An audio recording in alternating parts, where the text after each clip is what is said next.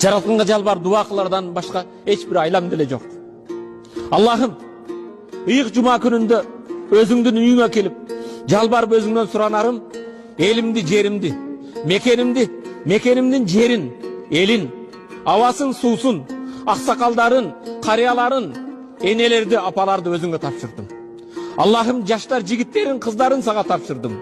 Наристелерин, жаш улан кыздарын өзүңө тапшырдым.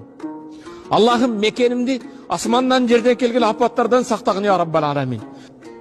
Аллахым, сүйүктүү мекенибизди асмандан жерден келген апаттардан, койнунда котур ташы бар жаман ниеттүү инсандардан сактагын я Раббал аламин.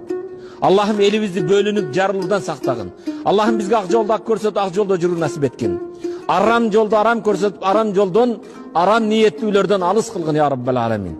Аллахумма Rabbana atina fid dunya hasana wa fil akhirati hasana wa qina azaban nar. Аллахым, барыбызга бул дүйнөнүн жакшылыгын бергин, акыреттин жакшылыгын бергин. Кыяматта баарыбызды дозок отунан сактагын я Раббал аламин.